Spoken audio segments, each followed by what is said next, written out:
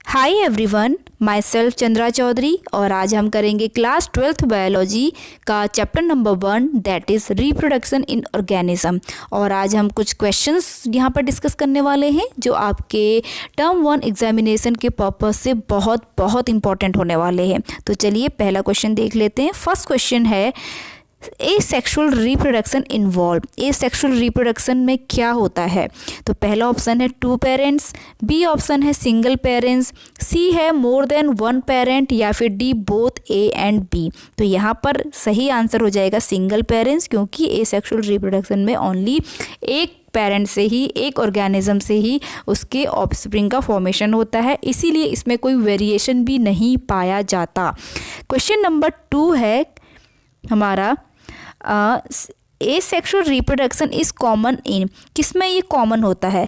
तो A option है vertebrates, B है यूनिसेलुलर ऑर्गेनिज्म, सी है मल्टी सेलुलर ऑर्गेनिजम्स या फिर डी नन ऑफ दिस। तो देखिए सेक्सुअल रिप्रोडक्शन एडवांस है, एसेक्सुअल रिप्रोडक्शन प्रिमिटिव है और यूनिसेलुलर ऑर्गेनिज्म भी सबसे प्रिमिटिव है यहाँ पर इन 3 ऑप्शन की तुलना में। तो यहाँ पर बी ऑप्शन हमारा करेक्ट हो जाएगा, यूनिसेलुलर ऑर्गेनिज्म। क्वेश्चन नंबर 3 है exogenous budding is usually seen in. Budding is the kind of asexual reproduction. तो ऑप्शन सुन लीजिए, ए है ईस्ट, बी है हाइड्रा, सी है अर्थवॉर्म। अर्थवॉर्म में तो होगा नहीं क्योंकि ये इस पे सेक्सुअल रिप्रोडक्शन होता है, और डी है बोथ ए एंड बी। तो यहाँ पर both A and b is the correct option, क्योंकि हाइड्रा में भी आपका बडिंग होता है एक्सोजिनस और ईस्ट में भी होती है। अब क्वेश्चन नंबर 4 है a method in which roots are induced on the stem or branch while it is still attached to the parent plant is called। तो देखिए यहाँ पर जो पेड़ होता है उसकी स्टेम स्टिल अपने पेरेंट प्लांट से अटैच्ड होती है और स्टेम को बीच बीच में से उसको सॉइल में दबा दिया जाता है और बाद में इसमें रूट्स आ जाती हैं, इसको यहाँ से कट कर लिया जाता है। तो इस प्रोसेस को कहा जाता है लेयरिंग। तो ये आपका डी ऑप्शन करेक्ट हो जाएगा। क्वेश्चन नंबर 5 है one disadvantage of asexual reproduction is. क्या इसका डिसएडवांटेज है? It is complex, it is slow process, it does not produce variation या फिर D option none of this. तो यहाँ पर सी ऑप्शन हमारा करेक्ट हो जाएगा, it does not produce variation, कोई भी उसमें वेरिएशन नहीं होता है। 6 क्वेश्चन है the formation of gametes in sexual reproduction occurs by. तो फॉर्मेशन ऑफ जो गैमेट है वो कैसे टेक प्लेस होता है? ए ऑप्शन है आपका माइटोसिस, बी है मियोसिस, सी है आपका माइटोसिस या फिर डी नन ऑफ दिस। तो यहाँ पर जो गैमेट्स बनते हैं वो माइटोसिस की प्रोसेस से बनते हैं। क्वेश्चन नंबर 7 है fusion of gametes in sexual reproduction leads to formation of. तो ये फ्यूज़न जब होता है मेल और फीमेल का, तो एक मेल होगा एक फीमेल, तो फर्स्ट स्ट्रक्चर को हम क्या कहते हैं? हैप्लॉइड सेल, जाइगोट, एम्ब्रियो या नन ऑफ दिस। तो एम्ब्रियो तो बाद में बनेगा, उससे भी पहले क्या बनता है? जाइगोट। तो B is the correct option.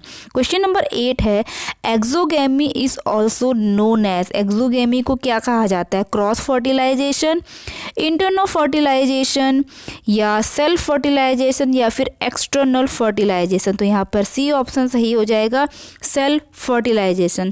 Question number 9 है in conjugation the donor cell passes. क्या पॉजेस करता है डोनर सेल कॉन्जुगेशन में? तो जाइगोट, एफ फैक्टर, गैमेट या नन ऑफ दिस। तो यहाँ पर बी ऑप्शन हमारा करेक्ट आंसर है, एफ फैक्टर।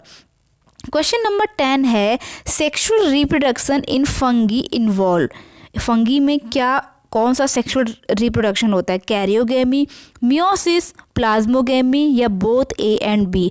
तो ए हमारा सही ऑप्शन है, कैरियोगेमी। क्वेश्चन नंबर 11 है in angiosperms gamete transfer take place via. तो गैमेट ट्रांसफर कैसे होता है? गैमेटोजेनेसिस, सिनगैमी, पॉलिनेशन या फिर नन ऑफ दिस। देखो जो गैमेट ट्रांसफ़र है उसे कहा जाता है पॉलिनेशन। तो यहाँ पर हमारा ऑप्शन नंबर सी करेक्ट हो जाएगा।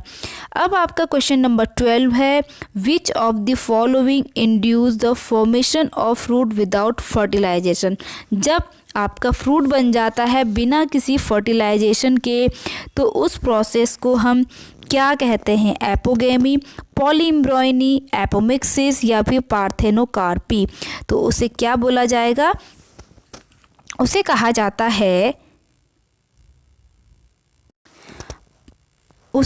जाता है पार्थेनोकार्पी। तो यहाँ पर हमारा ऑप्शन डी सही हो जाएगा। Option number D is the correct answer. Question number 13 है, male drones in honey bee are produced by. Male drones कैसे बनते हैं? नियोटिनी, पार्थेनोजेनेसिस, सिनगैमी या फिर पेडोजेनेसिस। तो वो बनते हैं बिना फर्टिलाइजेशन के, तो जिसे कहा जाता है पार्थेनोजेनेसिस। क्वेश्चन नंबर 14 है, sexual reproduction result in. Sexual reproduction में क्या रिजल्ट आते हैं? वेरिएशन आते हैं, इवोल्यूशन होता है, सर्वाइवल भी होता है, जिसकी वजह से सर्वाइवल भी हम करते हैं। तो इसके सब आंसर सही हैं, तो option number D is the correct answer. Question number 15 है, gemmae are means of vegetative reproduction in. किसमें रिप्रोडक्शन होता है? मार्सेनकेंशिया, स्पाइरोगायरा, मार्शिलिया या कोलोकेशिया। तो इसका राइट आंसर है आपका spirogyra. Option number B is the correct option. Question number 16 है, onion is propagated through its rhizomes, seeds, tubers या बल्ब। तो उसे बोला जाता है बल्ब। क्वेश्चन नंबर 17 है, leaf help in vegetative propagation in. Option है आपके बेगोनिया, ऑप्शन नंबर बी है ब्रायोफिल्म, ऑप्शन नंबर सी है बोथ ए एंड बी और ऑप्शन नंबर डी है सेंसिवेरिया। तो इसका करेक्ट आंसर है both A and B means begonia और bryophyllum is the correct option. C वाला यहाँ पर करेक्ट हो जाएगा।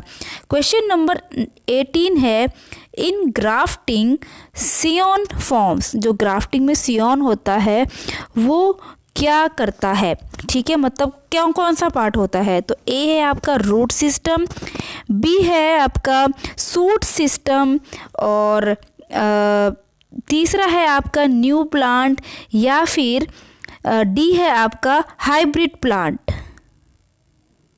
वो बनाता है हमारा new plant. Option number D is the correct option. 19 है, bud grafting is commonly used in. Bud grafting किस में कॉमनली यूज की जाती है? रोज में, लीची में, जैस्मीन में या पोमीग्रेनेट में। तो यूज़ की जाती है पोमीग्रेनेट में। क्वेश्चन नंबर 20 है हमारा कि fusion of gamete is known as plasmogamy या फिर सिनगैमी या कैरियोगैमी या हेमिक्सिस। तो उसे क्या कहा जाता है? तो उसे कहा जाता है syngamy. B is the correct option. तो ये थे टॉप 20 क्वेश्चंस। आई होप आप लोगों को काफ़ी हेल्पफुल रहे हो। अगर वीडियो अच्छा लगा हो तो please hit the like, leave the comment, subscribe to my channel and press the bell icon. मैं लेकर आऊँगी इसका सेकंड पार्ट। तब तक के लिए stay tune, stay healthy, stay connected. Bye bye.